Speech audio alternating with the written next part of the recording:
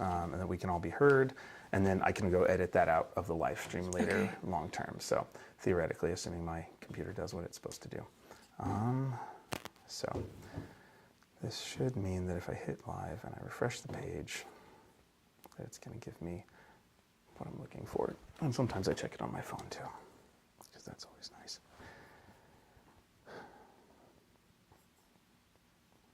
So yeah, we should be streaming.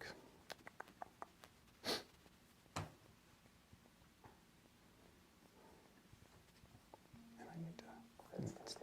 Oh, there it is. Okay, cool.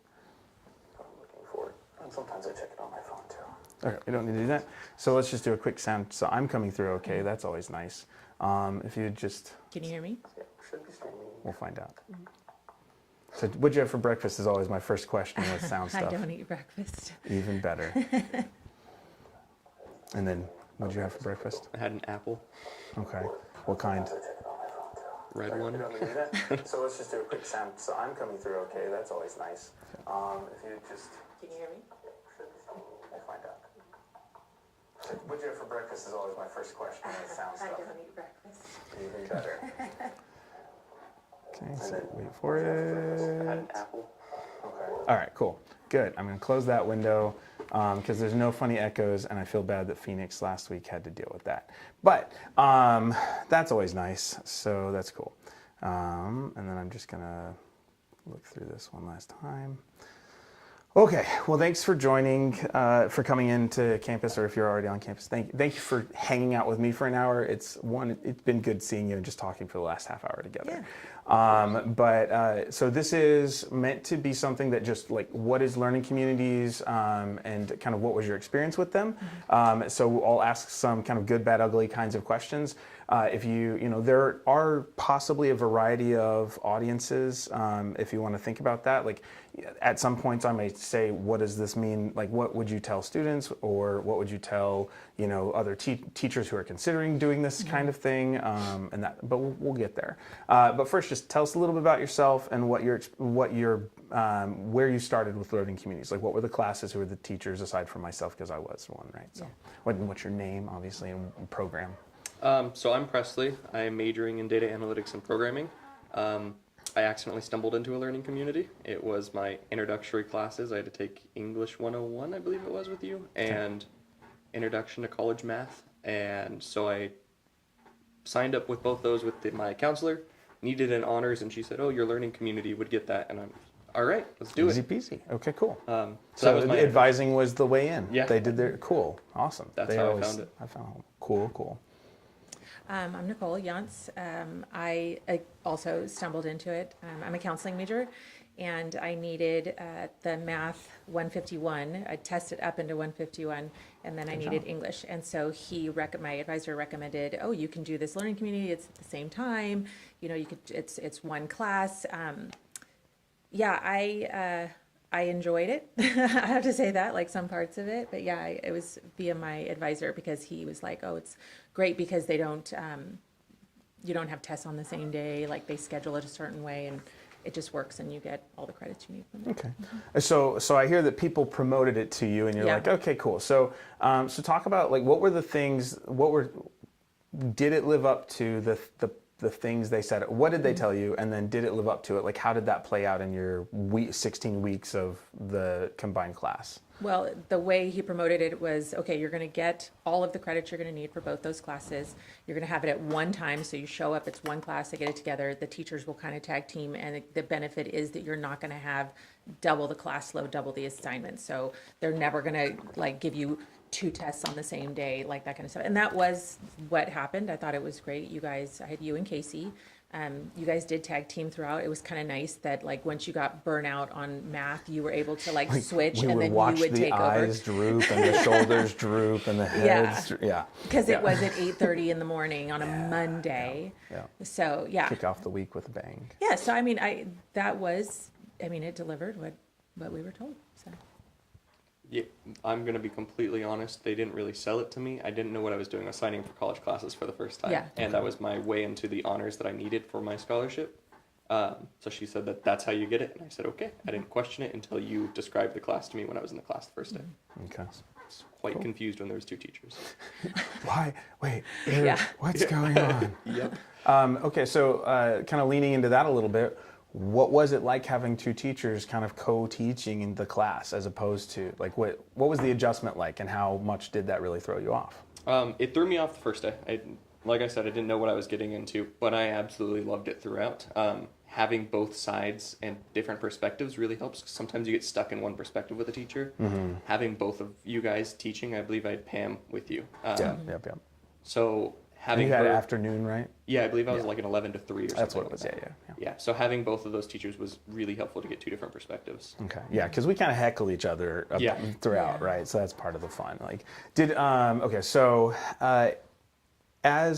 what was it like adjusting? So you said it was generally good. Was there a bit of an adjustment curve, or like in that first couple weeks, what were the hard things of the learning community adjustment period, I guess? I would say the class was really long. That threw me off. Just Yeah. it being a Yeah. big chunk of time, It's a even long okay. time. Even with like the intermission that we would do, which was great. Yeah. I think the first 2 classes really threw me for a loop. I was like, wow, this is a lot of information I'm taking in. I got to remember all of this stuff. So leaning towards writing everything down that I was learning really helped for me to recap after and kind of summarize what I was doing in class. That's where I was Okay. at with it. Yeah. Cool. I had the same thing. My class was at 8:30 on a Monday. And it was the first class I had taken, because I'm a returning student. So it was the first class I had taken in 27 years, almost 28 years. So it was my first class experience. So everything was a learning curve at that point for me. So I can't really separate that this was the LC and this was just college in general, because it was it was the first. you you're are like, now here. So take this off. is how school is these days. Yeah, and I was just like, wow, okay, this is tough. Gotcha. But you guys do play off each other very well. And like I said, it was really nice to be able to go, okay, I am burnt out on this. Now we're going to do this, and then we're going to come back to that. So there was a lot of like going back and forth. And you guys were always really sympathetic to the fact that it was early in the morning and it was a very long class. You always had snacks and coffee. That was one of my favorites. Yeah, it was much appreciated. Yeah. So this isn't really, well, sort of. So I'm starting to notice though, like I feel like people aren't they'll do the snacks, but I don't think people want our coffee as much anymore. Like I think, not well, the I'm wondering coffee. if it's like, well, we know that like Gilbert and Chandler, this is totally off topic, but we know that Gilbert and Chandler like has elevated as far as socioeconomic status. And I'm wondering if people like the students we're having now are just so used to Dutch Bros and Starbucks that like regular Maybe. coffee with creamer Yeah. isn't. But yeah, anyways, or we just haven't got into the part of the semester where people realize they need it yet. Maybe, But nothing to yeah. do with learning communities whatsoever, but just random thought. Yeah. Yeah, There's I also a large LDS population who don't drink coffee. Valid. True. I have seen that show up in a couple classes. Yeah. Yes. Okay. So let's. I'm going to lean into you as a returning student for a minute. So, it was your first kind of we're back kind of thing. Yeah.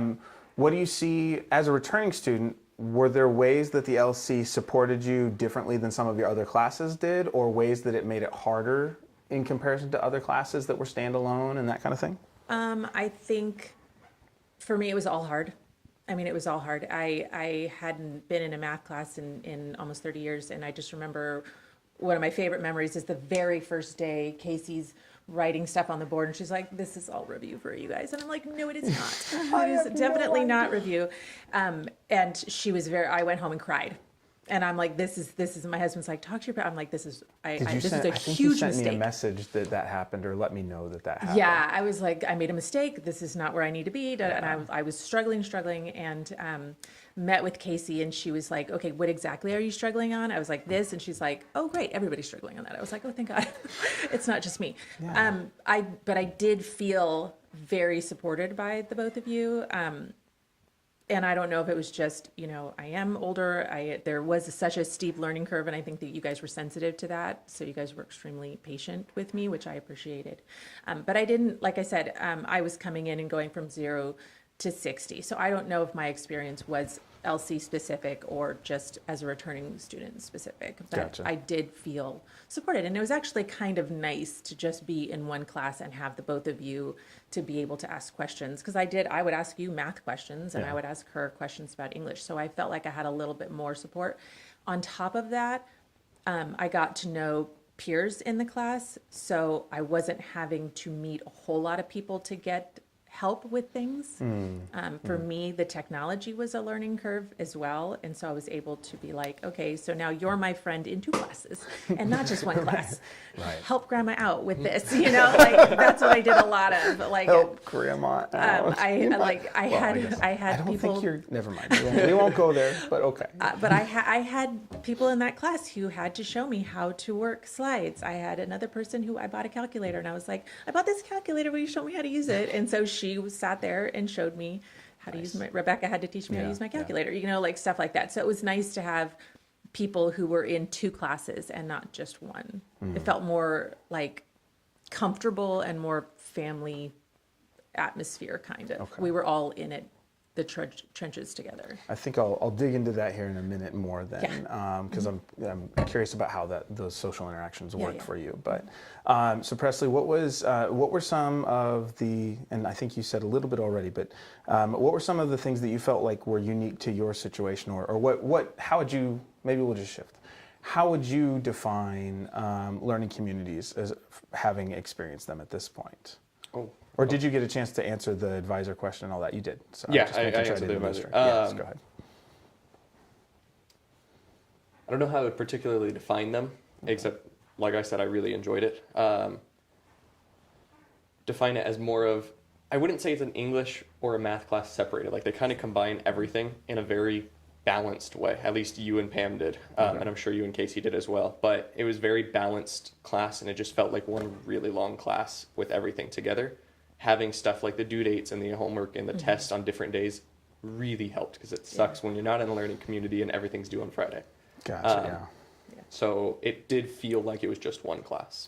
So dig into that a little bit more. Like, give us, what is that? So we do try and align those, and that's one of the big selling points. Is just like, it's not less work, but it's more Spaced out. it's like ergonomic, or it's more efficient for students. Sometimes it helps them kind of balance, I think, or we try to.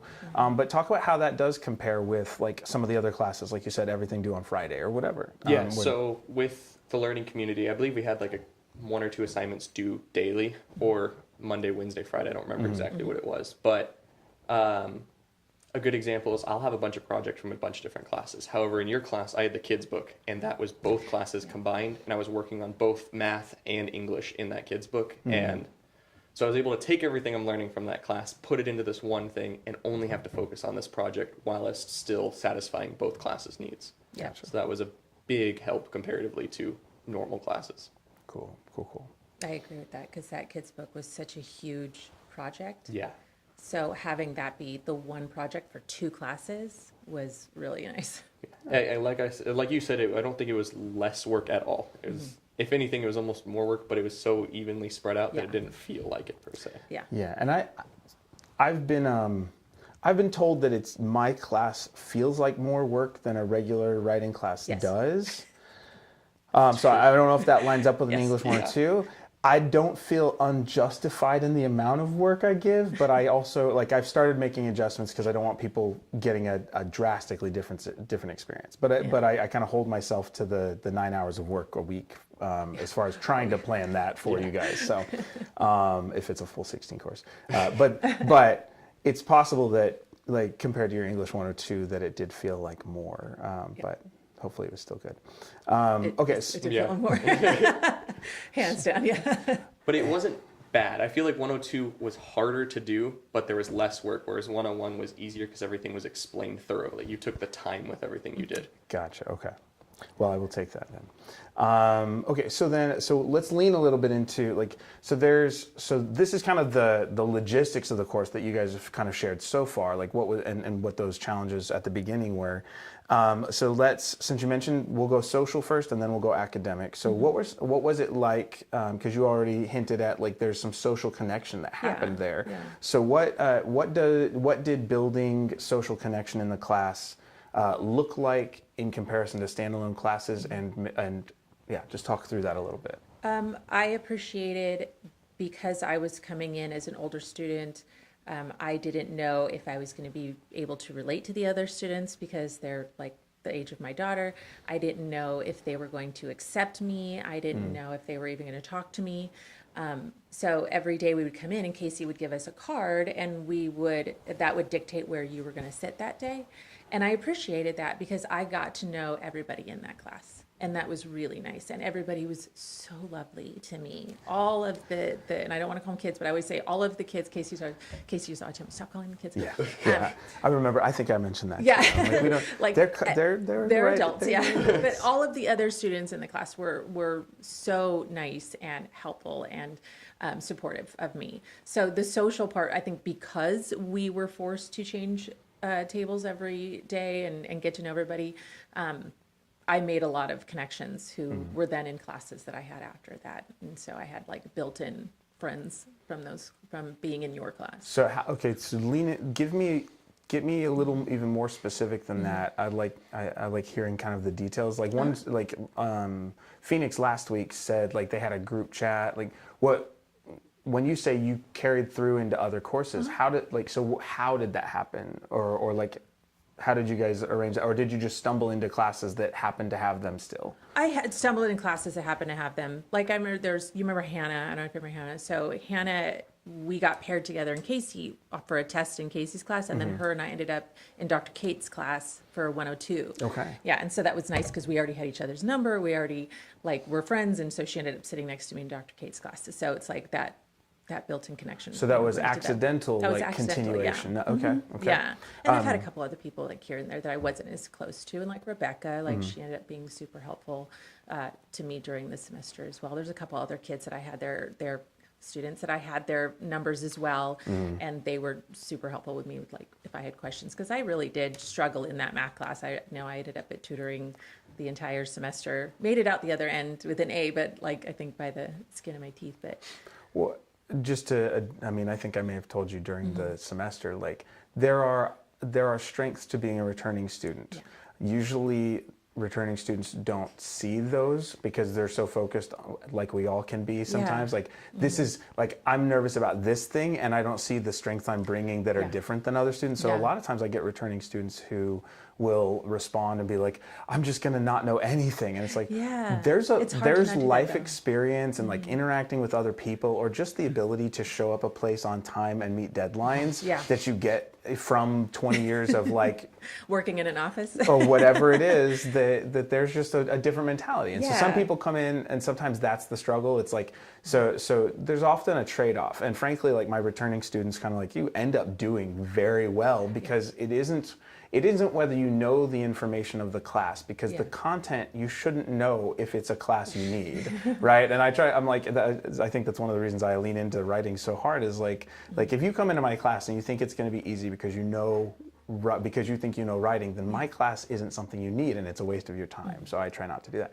But the same thing is true. Like you shouldn't know the content, but if you've got student success skills that support, like a lot of my returning students have that, and you definitely displayed that. So halfway through this semester, you and I had that conversation. Yeah. And it was a turning point for me. And I've taken that and carried that through now. And I am a straight A student. I have never gotten anything less than an A. Honor Society, everything. So amazing. So good. But because I was like, you're right. I am coming in with skills that people who are coming right out of high school don't have. And I need to see that as an advantage, as like a, something that I have in my toolkit, as opposed to something that's going to put me behind the other students. Yeah. And that was really helpful to hear that. And I just remember that played out, I think like 2 weeks later in the class, we were doing mortgage rates. And I was like, ooh, I know this one. I know all about this one. And then we did taxes. And I was like, I got you on that one too. I was easy. It was so easy for me to do those ones because I was already living that. And I'm like, this is what he meant, is I'm coming in here with these other skills that I'm able to bring through through what you guys were teaching. And by golly, people like you. I remember, I think, was it Rebecca who said something like, I decided to hang out with the older students in the class because I figured they would be a better support system long term. It was, like, would I rather? So people, so you got So I sit targeted at the for mom table. support. Yeah, so it was hilarious. Yeah. So I'll come back to a couple things, but Presley, what was social interaction like in your class, and did that carry through to other semesters at all? What did it look like though? So I knew a couple of the students just from high school that I went to high school with. Not a lot. The first couple weeks wasn't talking with many people, and I honestly hated moving to different tables because I couldn't get to know anybody. Halfway through the semester, I think, was the turning point, and I actually enjoyed moving around, and that was when I was more comfortable with everything. I started to figure some kids were better at English and some kids were better at math. So I started leaning on which ones that I needed to help support me with certain things. And then I realized other kids figured that too and would lean on me for said support. I'm really terrible with names, so I can't pick out many names. But there was a lot of instances, especially when we were doing whiteboards, where we could go and communicate with other groups, and that significantly helped on that social aspect. Especially when you started to know people, like, hey, this person's really strong with taxes. They really understand what's going on. Let's go talk with them. Because we live the pain of it. So having that community was really nice. Nice. Okay, so and then did you have during the class, anything equivalent to a group chat, an email chain, anything like that outside of class? Or meetups? I don't think we really did any meetups. I think I had one kid, I believe his name was Chris. I'm not for sure, but he was in one of my computer classes with me. And that was how I knew him. And so we did really good on the math aspect together. He was good at the math because he was doing all the programming with me. And then anytime we had any big projects for you, we would work together on that and be like, hey, did you do it this way or did I do it this way? So and how did you guys communicate? I believe text message. Okay. I think I reached out through Canvas email first to get his phone number and then we started texting. Okay, cool. And did you stay in contact with anyone from the class or have kind of a reconnect anytime after the semester was over? I don't believe so, no, because I went a different course than most people did with computers. Okay. Yep. There's a question that I lost. Hold on. That's how my brain works. Okay, so then so was he the only one you reached out to on Canvas? Or through Canvas? Yeah, I think I leaned on you and Pam a lot for a lot of questions, and that helped, especially giving out your Google number. That was that's amazing for help. So, okay, so then, I guess before I ask a targeted question here, do you consider yourself more of an introverted student, extroverted student? Okay. I would definitely consider myself more introverted, and that's why coming in a learning community was so hard, because you're forcing us to talk to everybody. Don't make me talk. Like, they're new, to quote the Croods. But by the end, I enjoyed it, and it was better to talk with people, and I could not have made it through that class without a community. Yeah. Okay. Yeah, I agree. So you meant both of you kind of responded to the me and Pam being accessible. Yes. Was there anything about the learning community that made that easier than a standalone professor being accessible, possibly? Or I guess you can talk just generally about us being accessible, and maybe we'll stumble into it. But what did that feel like for you to have accessible professors? It felt nice. I've had some professors that you send an email and you get an email back 3 days later. It's like, well, that's not important anymore. But so the speed at which you guys cared, it felt like you really cared and you were passionate about what you're doing versus teachers that are just kind of there to be there. So that was a big help, especially, like I said, your Google phone number helped. Pam, I believe, I just talked to her when I was in class, and then she would set up time to speak with me in person if need be. And that was really nice. She was always willing to go that extra mile to help me out and help me understand. I was in the honors program, so I had a lot of questions pertaining to that. And so I spent a lot of time in her office with her helping me. Good. Okay. So you came to office hours, you took advantage of her being present, that whole thing. Okay. Cool. And do you feel like you did you go to office hours of other professors who were standalone? I have not. But she was the first honors project that I struggled with, and I haven't really had a harder honors project since. Okay. That was a difficult one, and everything else I kind of figured. But besides that, no, Pam was the only one I think I've used office hours to its full extent with. Do you feel like was there anything in the LC that made it easier for you to feel comfortable with that kind of interaction with me or with her? Or I think talking to both of you, like I mentioned earlier, having two different perspectives, because I come to you for help and be like, okay, Greg really doesn't understand what my question is, and then I go to Pam. There's something about piecewise and yeah. So if you gave me an answer that didn't make sense to me, not saying you didn't know it, but what didn't make sense to me, maybe Pam had the more black and white version that I can understand. Yeah. So that definitely helped, having both perspectives there. Okay. Okay, cool. And kind of the same question for you as far as like, you kind of responded to him mentioning us being accessible. Yes. So what did that look like for Casey and I to be accessible, and how did that change? How did that change the dynamic of our interaction student to professor? I think being in the class, first of all, for as long as we were in the class, helped build familiarity with you guys. So I felt more friendly with you than I have with a lot of my other professors, where you either have a hybrid, you see them 1 hour a week, or just like, twice a week or whatever. So I felt more comfortable coming to you guys. I am going to echo what you said. I don't have Pam, but I had Casey. Like, there's been times when you've explained something and I'm like, no. And so I went to Casey and I'm like, Not an uncommon what- experience with but I me. was just like, Yeah. what is he asking for? And she'd be like, oh, it's this. Oh, okay. And vice versa. So it was a little bit. Thank you for the kind vice versa there. Yeah, I'm totally sure that's what happened. And vice versa. But it was helpful to be like, okay, maybe I just need this reworded in another way so that I can understand it. So that was really nice. Having your number. So again, this was my first class. And so I was like, are all teachers like this? Like, meaning Just as accessible weird. as you Yeah, are. yeah. But it was helpful because I'm sure I would think all the time, I'm like, I have to be texting him more than anybody else. I don't know what I anybody thought, else too. that's texting as much as me. I was like, it's 10 o'clock. Like, I shouldn't be, but there you are, and it was super helpful because I was in the process of doing whatever it was. And like we mentioned earlier, your class was extremely difficult. And I don't know if 102 was just easier, or it was easier because I was coming off the back of your class. Do you know what I mean? In comparison, Yeah, this in is nothing comparison compared to to dealing Greg's with class, Greg. yeah. No, Yeah. but yeah, I mean, I tend to challenge. It is a large rigor workload. Yeah. Yeah. That's why I have to be so friendly, because otherwise people will really. I hate his I hate his class. professor. I hate his face. I want to. Never mind. Yeah. Your rate by professor score just tanked. Yeah. It kind of comes and goes each semester. It's like, and Yeah. and it didn't help that I think I always struggle with grading, but I'm getting better and having some of that feedback from you guys. Well, Real quick on accessibility, a big thing that helped was your YouTube videos. Okay. I referred Yeah. to those a ton if I had questions. Like, if something went over my head in the class, I could go back and refer to one of those videos. Yeah.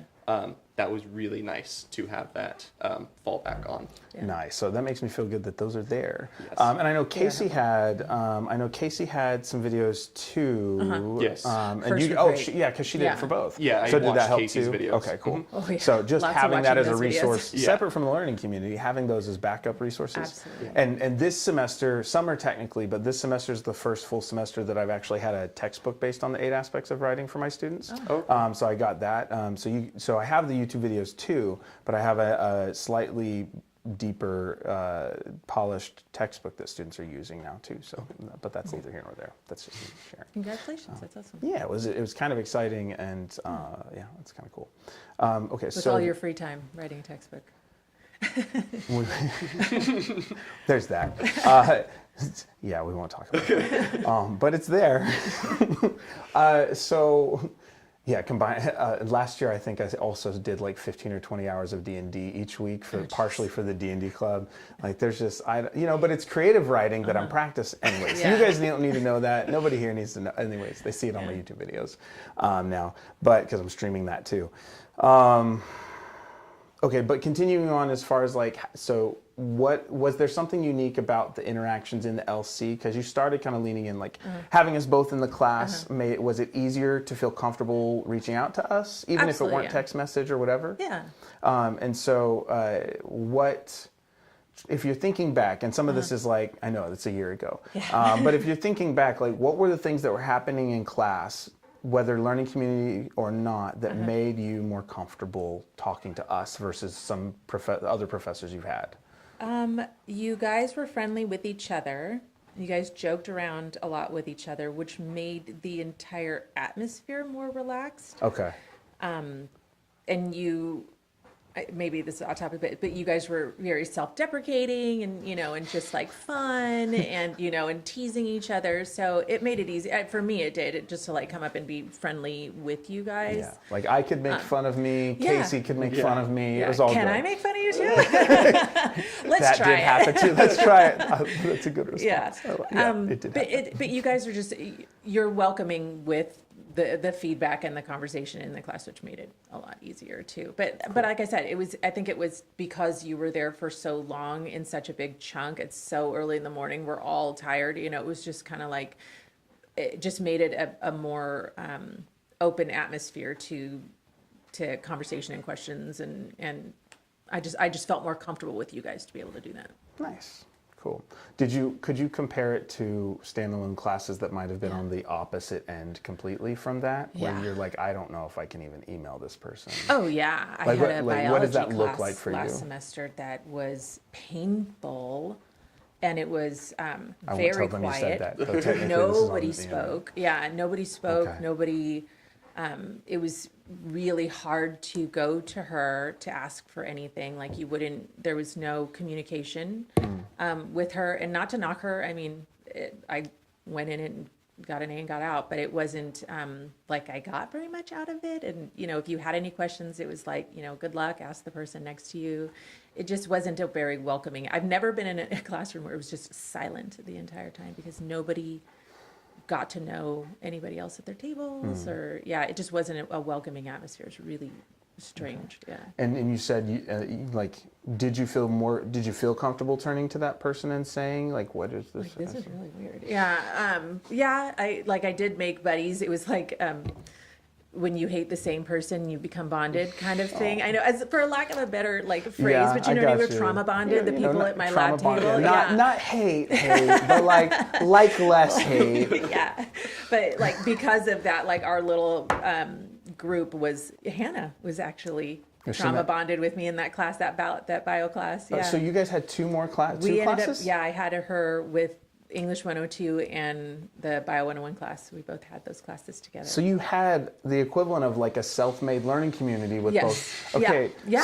Oh, that's great. Yeah. Actually, please. So are you okay if I take more time here? Uh-huh. So walk through that a little bit. So so you met in this LC. You happen to have two courses, the probably next semester because people together. keep the same schedules, that kind of thing, right? And so are you guys the same majors or anything? No. Okay. So talk through how having her there changed things in that second semester.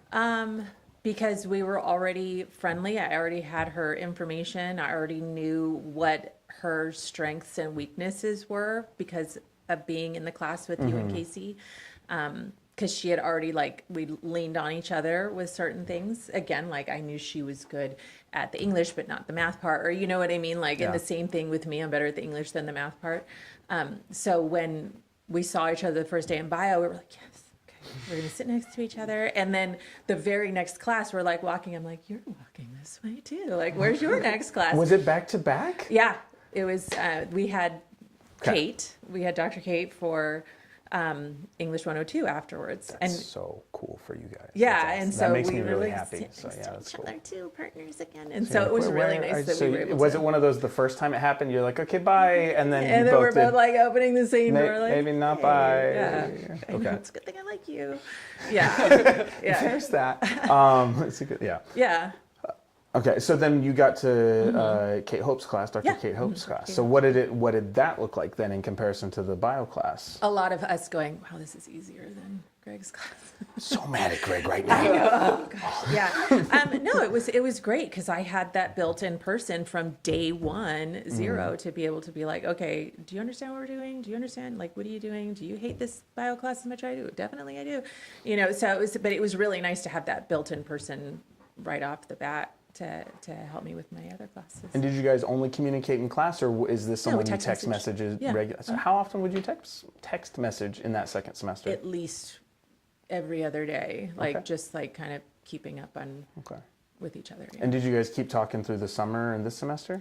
I haven't. We've tried to get a hold of her this semester because our bio group was the 4 of us, and then of those 4, I have the 2 other students who were in that bio. Yeah, who are in that bio, who are now still in some of my classes because we have the Okay. same major.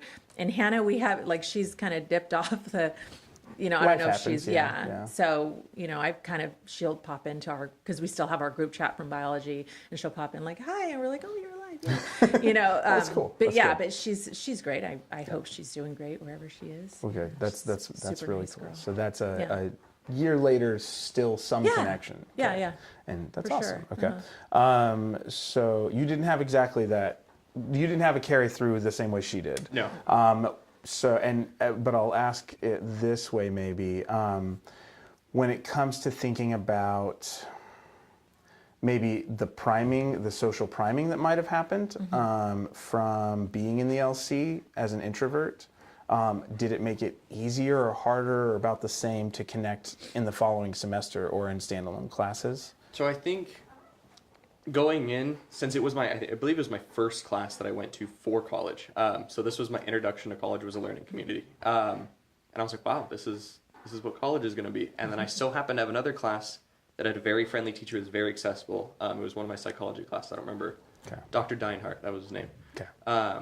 He was great. He was talkative and he was very nice. And so that was my expectation going forward. So that was your fall semester. Yeah, that was my fall semester. All good things. All good things. Then Okay. it immediately got hit with reality of what other professors can be like. So your spring was not quite as active? Correct. I didn't Okay. have the accessibility that I had with you and Pam and Dr. Deinhardt. Those were way better experiences than what I had preceding. So I guess I Okay. set my expectations really high and those tampered off towards the end. But it did help me realize that talking to people is going to benefit me. Okay. Having people in those Yeah. classes is definitely going to help me get through those classes, and I'm not going to be able to do college solely alone. This isn't. Yeah. So Without support. Yeah. even in that more independent kind of situation where it's you and it's new people and nobody carried through and professors are not doing the things you got used to doing. Yeah. So what was the mindset? What was the approach to, like, I found out I needed community is what I hear you saying. Yeah. So what did you do? What were the action steps for you when you got to that second semester? Every class I had somebody that I was talking to. Okay. I just got people's numbers or like group chats, or if we have, basically group chats. So anybody that I was in, like English 102, I had like this table group. We all ended up getting each other's numbers, and we would talk, oh, hey, this essay was due yesterday. Do you think she'll still take it? So like little things like that we were messaging about. So definitely just reaching out and communicating with people. This is really interesting because from a scholar perspective, like me studying the research on learning communities, this isn't something I've necessarily thought a layer out on. But what I hear you guys saying is there was the learning community that kind of that did kind of prime you for like whether it's healthy active learning, healthy community, and then you go into those other environments, and even when they're, whether they're optimal or suboptimal, that you're going into those other environments, and it's changing how you being present in there with that kind of programmed in, you're now adjusting the community dynamic there. Yeah. I'm not sure that I can think of a research article that digs into like the layered effect. Like we look at individual, like, sorry if I geek out on this way. You're good. So we look at data with learning communities, usually from a perspective of, we like success rates. Like everybody wants to see if people pass or not. Yeah. But that can also depend a lot on what students bring to the table or want from it. But we also look at like what's called persistence and retention rates, which is how long you stay in a class or how long you stay at the college. Like, can you stay through the next semester? Do you stay continuing enrollment? Do you get to degree? Like those sorts of things are the big questions. And that sort of data is what makes learning communities a high impact practice, because students who are in learning communities usually have like a 10 to 20% more likely like staying a year and getting to degree kind of thing. It's kind of cool. But I'm listening to you guys, and for the first time thinking like, are we creating community leaders that help kind of infuse a sense of community in places that wouldn't have had it otherwise? And that's, I'm Yeah. like, how would my researcher brain's going, Yeah. how would I measure that? Yeah. To say like, because I know learning communities are cool, there's plenty of research, this doesn't have anything to do with your academic thing, but but now, unless it's to say good job, because it sounds like you guys went into environments having been kind of primed by the learning community, and you became leaders. Even when you're an introvert, you're like, I know I need this, so I'm gonna do like. And so I don't know what those. Kind of leaning into that, I'll ask a follow-up question. Thank you for letting me ADHD there. What do you feel like the impact then was on the people around you in that class? Like, or just talk through, like, what are the practical things that happened? Did people respond, and were they, so. I would say they were responsive. I think a lot of people coming into college are scared, especially my age, going from high school to college. This is a whole new world. It's definitely different than coming from a high school era. So it's harder to get people to communicate, because a lot of times in high school nowadays, you're just kind of flying low and just getting done. So getting them to communicate with me is always a step. It takes a couple of classes for them to finally be like, oh, what's your name? And then we could start talking. You don't want to scare them off is what I've learned. You don't want to be like, hey, can I get your number? Let's talk. Yeah, I have that problem sometimes. Socially intense. Exactly. So that definitely, like I said, the learning community changed that, and it made me realize that I need to reach out. I do a lot of online classes personally. I have 1 to 2. I think that first semester was the most classes I had in person. I have a higher success rate doing those classes in person. And interesting. Okay. I feel that I understand better, and I'm not afraid to reach out to resources after taking the learning community. Okay. That may be because it was so vigorous, and like I needed to reach out to resources, that I was like, oh, this isn't so bad. It's not scary to go to office hours. Gotcha. So having that accessibility and reaching out to teachers. High school, I was always, don't mess with the teacher, I'll figure it out myself. I had to message you guys to figure things out. And you guys really drilled that in. Talk to us. We will help you. We're here to help you. So that helped, because now I reach out to the teachers, though some of them may not respond as fast as you did or as. But you're showing but you're trying, right? Yeah, exactly. You're so I have it that out, communication. Okay. And I'm realizing there's some other students that don't have that communication. Like, oh, you just emailed the teacher. That's what they said to do. It's like you're modeling good behavior. Yeah. Did they then email the teacher? Yeah, a lot of them. I don't think I had anybody that really failed a class that I was working with. Not saying like I made it so they didn't fail, but working together definitely helped both of us. Gotcha. Okay. Yeah. And were you with that, were you connecting, when you're connecting and building that support system, did you say you got their numbers, you did Canvas inbox? I generally just got their numbers from projects that we'd have to work on. There's a lot of, like English 102, we had projects that we had to interview each other for. So I would get their numbers off of that, and then we just kind of talked from there. Cool. All right. Nice. To kind of echo what he said too, being in the learning community did teach me that I needed community in order to get through the harder classes. And it did also help me make me feel more comfortable with, like, instantly now. I go into class, like, when, semester just started here, well, no, like 5 weeks ago. Yeah. But immediately I was like, who's going to be my buddy? And I am very good at being like, hey, can I get your number? Like, if someone's, either around my age or like in my major or something, I'd be like, can I get your number? And everybody's really good about like, yeah, sure, of course. And I don't know if that's because now my classes are second year classes, and everybody in second year is kind of like, we do need each other. We all recognize that, or if that is a learning community thing. But I just remember after being in the LC, it made me realize that I do need other people in order to get through this. And it also made me find my resources as well, because I struggled so much in that class. I did have to figure out how tutoring works, and we're tutoring opposite, and the English tutoring, all that kind of stuff. So it did force me to take advantage of the available campus things. Resources. Thank you. Campus resources, yeah. So you're saying now this semester that you're still doing the kind of reaching out, trying to connect, who's my buddy, and I totally got the 80s jingle, my buddy, my buddy. Thank you for that, because that's going to just run back there You're welcome. Until I Tomorrow get a different I'll jingle. check with you again. Whatever. No. My question is, are you finding that you're still the one being first to reach out, or first to connect, like first to ask for phone numbers, or it seems like they're more open to it, but are you the one asking still?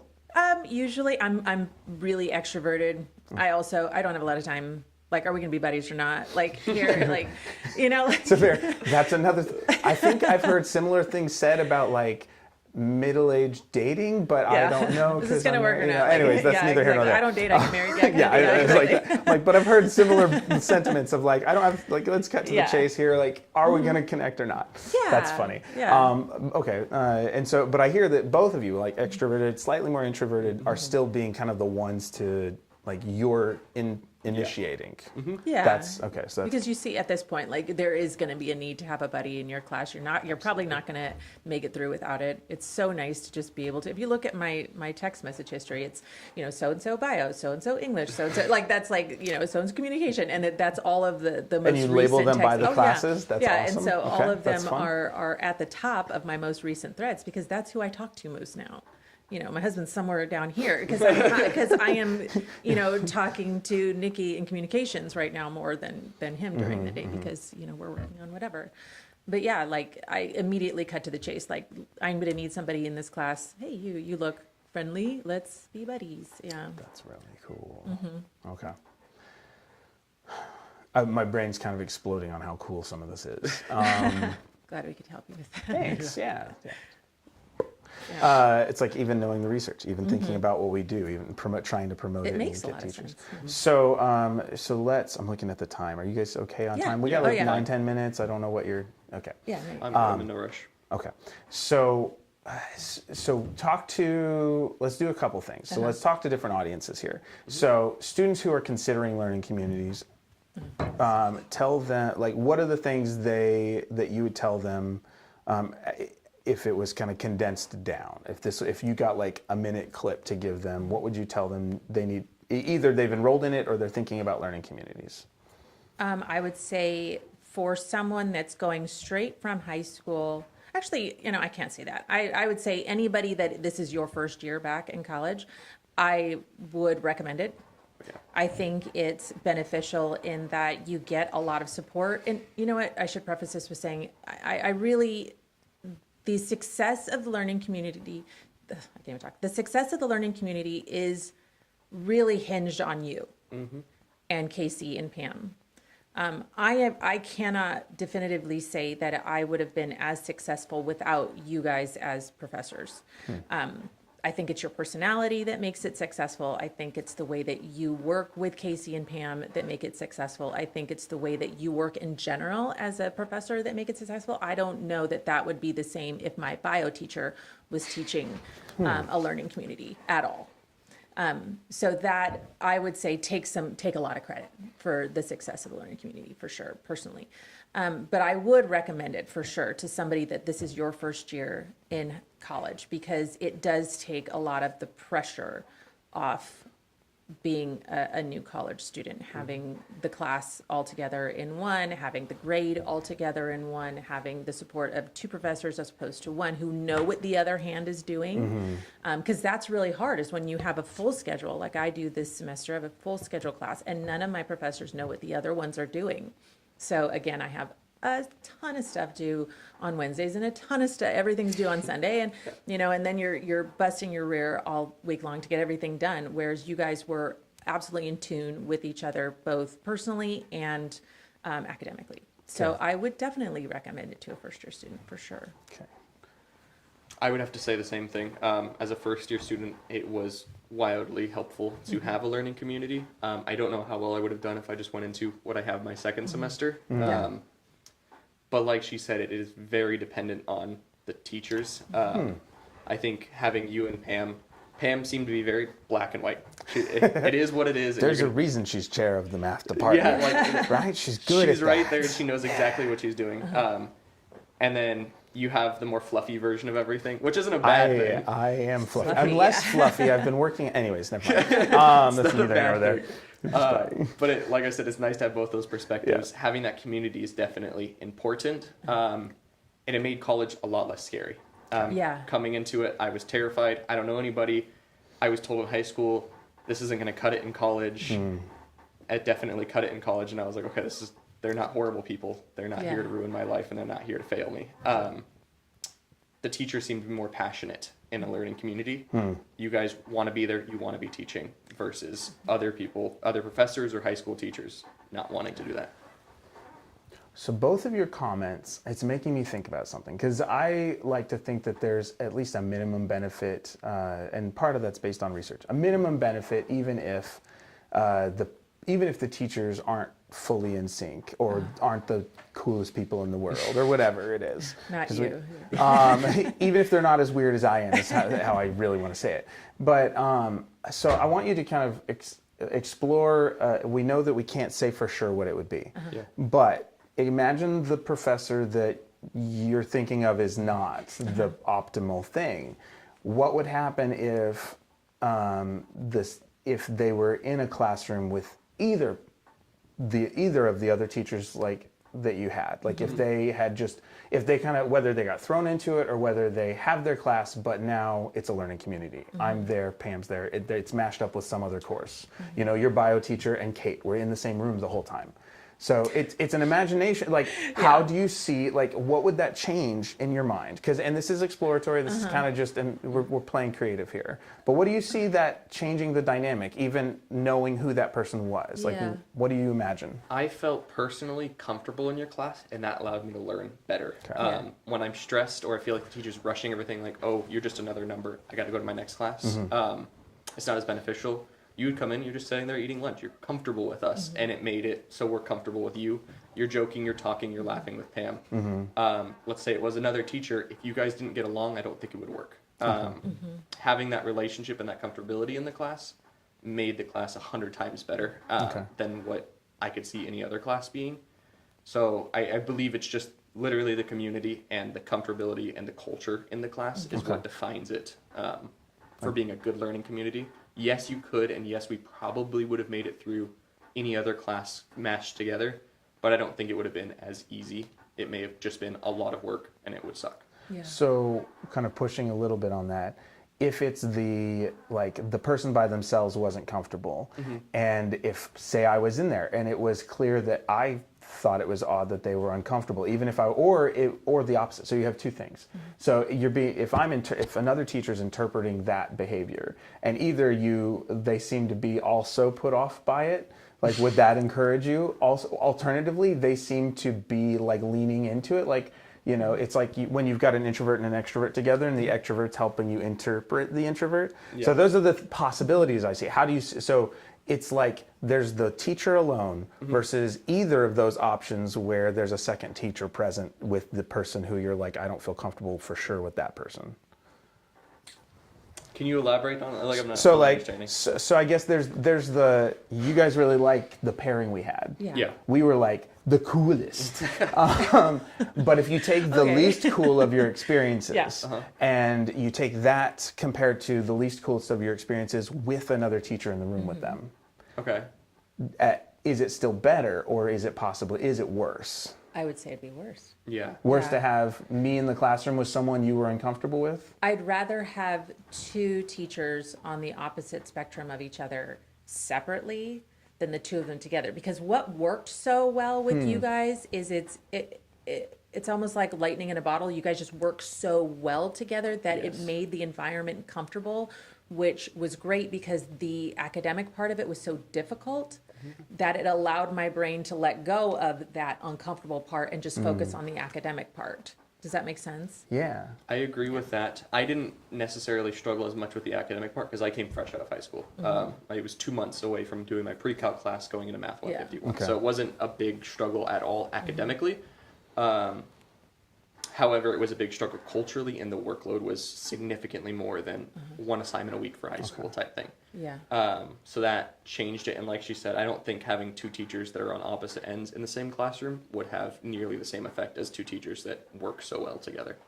Okay. Yeah. If I can elaborate too, the other thing is I think that the pairing of the type of class is really, really important. So I enjoyed the learning community. I've echoed that a ton.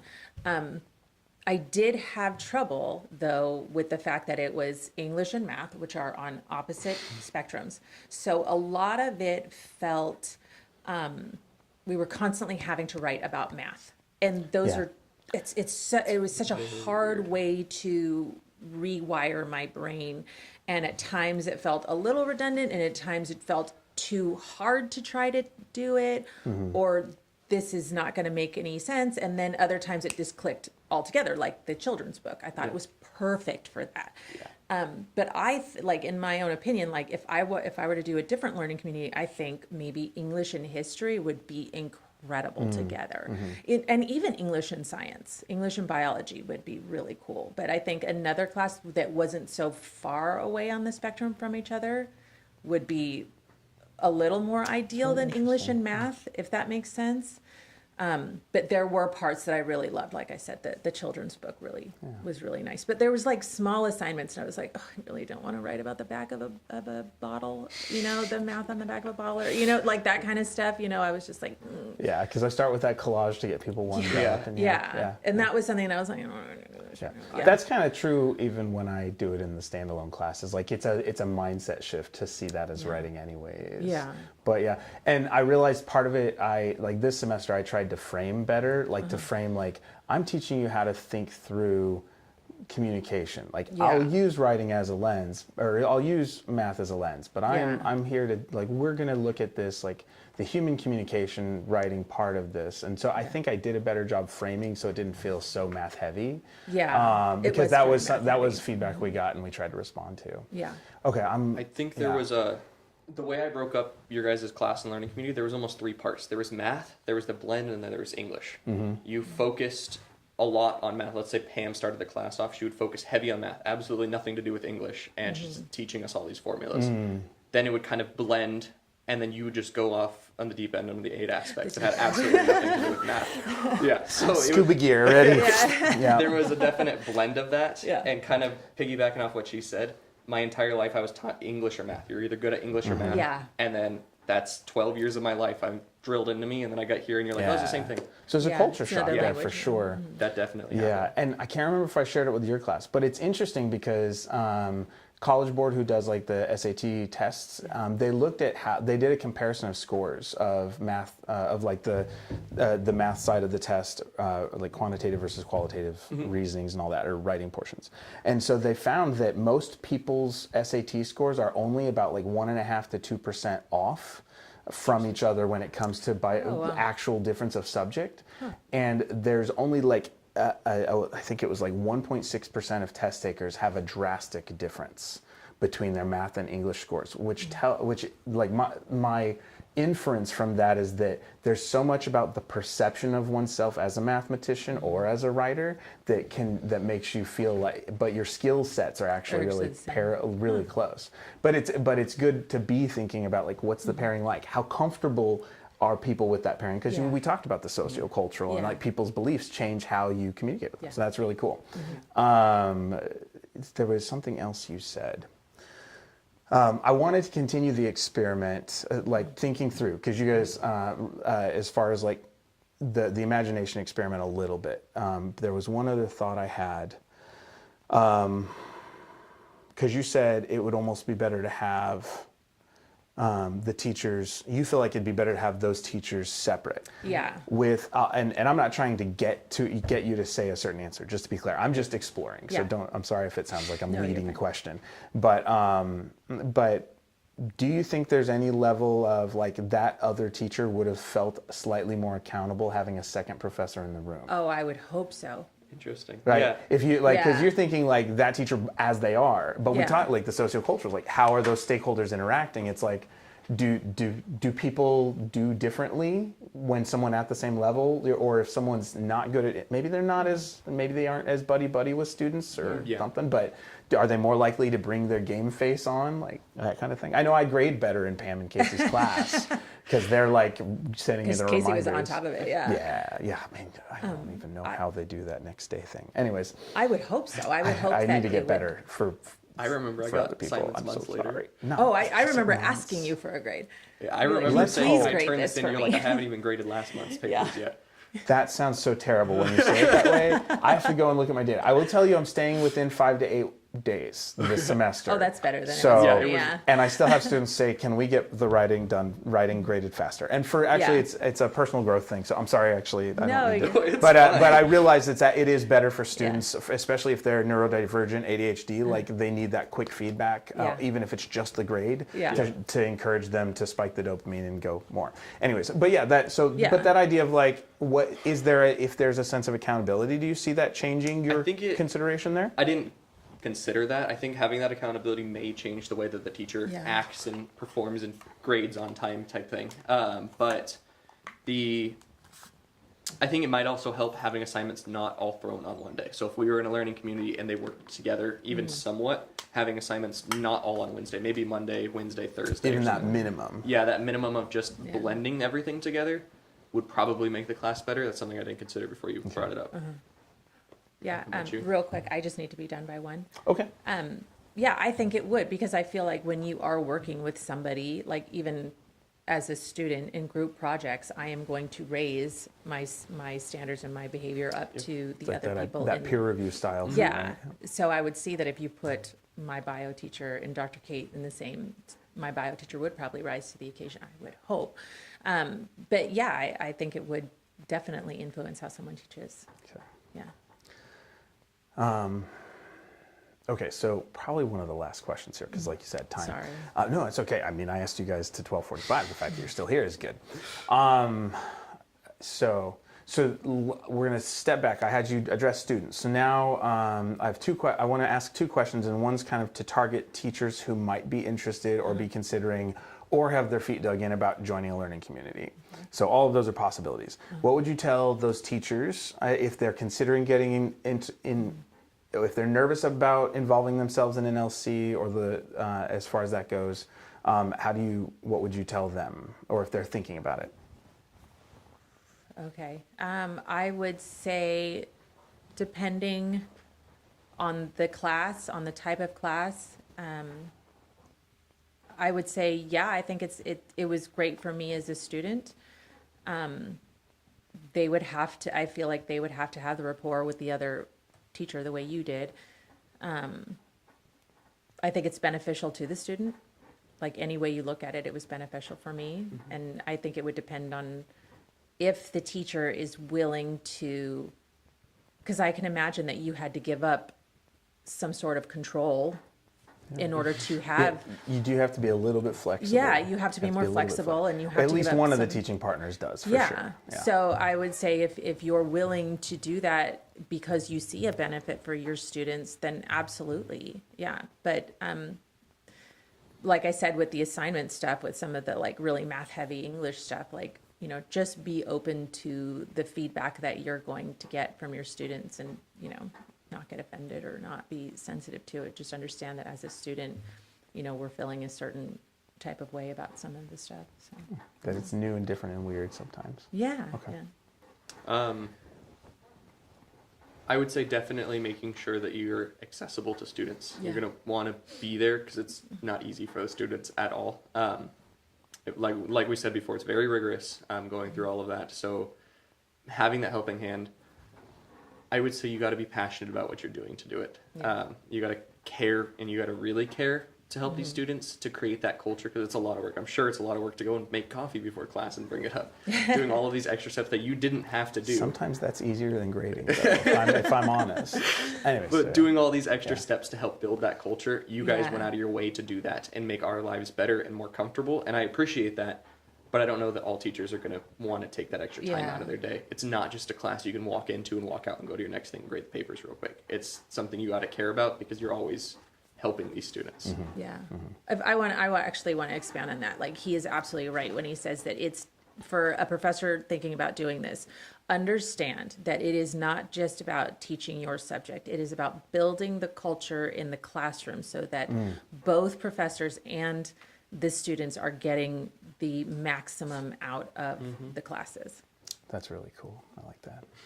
So let me give you a little, I'll give you a little kind of context, and then the last thing I'm going to do is say, like, speak up to like administrative or president, vice president, dean type people who would be like, should we do more learning community? Should we encourage partnerships? Should we reward people who do this? So for context, like when we do the version that you guys had, the fully integrated, if we get to, we have to, like my normal class cap of students is 18 or 20 students. Pam's and Casey's is like 24 to 28 depending.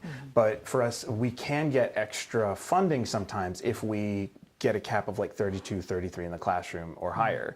And so with you guys' class, for both of them, I think we had full 32, 33 and got what's called double loaded. So, we all got paid as if we were teaching 2 classes. Yeah. For me, that was 2 classes. Like it's almost 2 full classes, Yeah. but now I'm doing the integrated work. For Pam and Casey, it was a little bit less as far as if you're going straight off of student numbers. But there's, but sometimes, but there are layers to that. Like it's possible to get a learning community without both professors in the room, but where they have integrated the schedules and assignments. It's possible to get a learning community where you just have students co-enrolled so that you've got the same students, kind of like what you had with Hannah. Yeah. Like those are kind of like the on-ramp.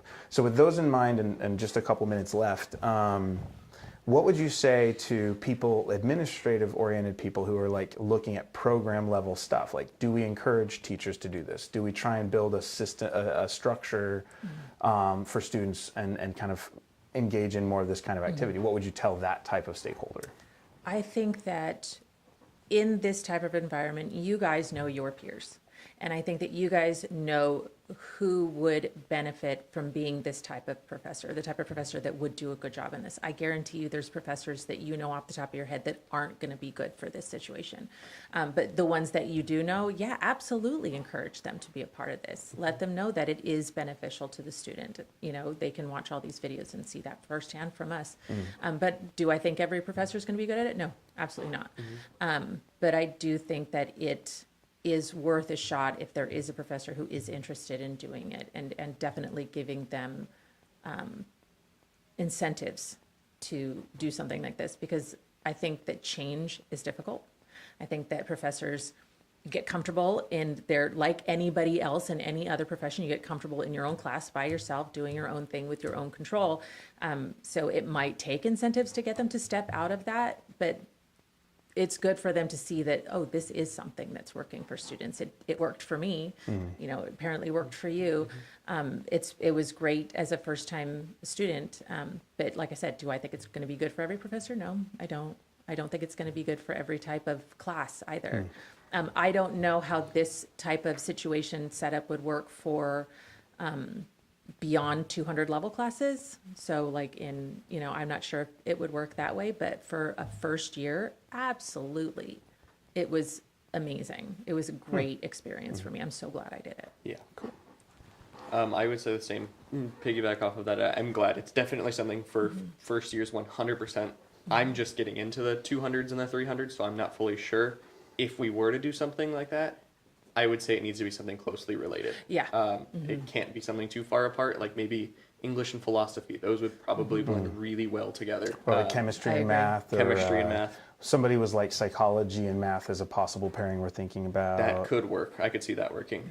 So things like that would have to be paired for upper level. I don't know how the other learning communities work. I would say integration, like fully integrated like this, was probably the best bet, because I can't imagine you not working hands-on with us trying to do all of it. That's what I have for it. I do like the idea, though, you said like kind of a stepping stone.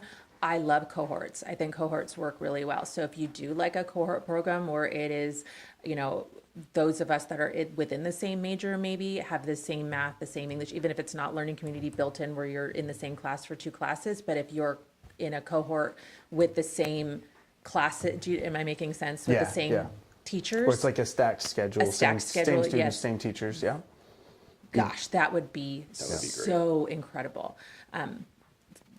Like especially going into like your upper levels. But I agree with you though, like certain classes would work better in upper level to be paired together as opposed to something that would be first year. Yeah, so just, I know we're about to close up, but just like if it encourages you at all as you're brainstorming with me, some of the things we're doing are like trying to give suggested sections where like students were like, if you're this major and you want a Monday, Wednesday block, if you choose these 3 sections, we're encouraging you for this field of interest. Like if you're all engineering students and even half of you, if 10 of the students in the class are all in the same 3 classes, like it'll still be good for you no matter who the teachers are or whether they work together, because you still have that cohort. Yeah. It's like a suggested sections thing, and so it's not even having the teachers involved at all, which is why I was kind of digging into like, what do you think about teachers who don't? Oh, I would have done it in a heartbeat. So it's like it's still cohorts, and it's still a blocked schedule that you don't have to really organize as well and or have to fight with or anything. So that's one of the like soft on ramps that's just students. It's like it doesn't matter who the teachers are. It's not as good as fully integrated. But yeah. I would have done that in a heartbeat. I would have, to have a built-in support system over a number of classes, as opposed to like having to find my buddy in every single class. Like that would have been so beneficial. Absolutely. Just seeing the same 10 people, even if some of the class changed, like it's not just Hannah, it's 9 people walking in. Okay. Okay. Cool. Even with that in mind, like she said in the beginning, it's like trauma bonding. We can have a really bad teacher, and we're still all going to get along because everybody agrees it's a really bad. Well, and this is CGC. There's no bad teachers. No. Ever. No, most of my colleagues, I'm really, like, I know have good classrooms. And sometimes you have tough classes. But yeah, without disregard, I'm not disregarding your experiences either. Well, nothing bonds people like having the same enemy. So yeah, exactly. There's that. But yeah, well, I really appreciate you guys taking time. I know you got to go, but this was really helpful, and I will be sharing it out. So it's already public and live on my YouTube, but I do tend to share it with other faculty and might clip it for students. So yeah, if you have thoughts after the fact, you guys have my number. You can text, and like usual, if anything comes up where you don't have someone cooler in your life to help with that thing, you can always text me. But thank you for coming in, and I really appreciate it.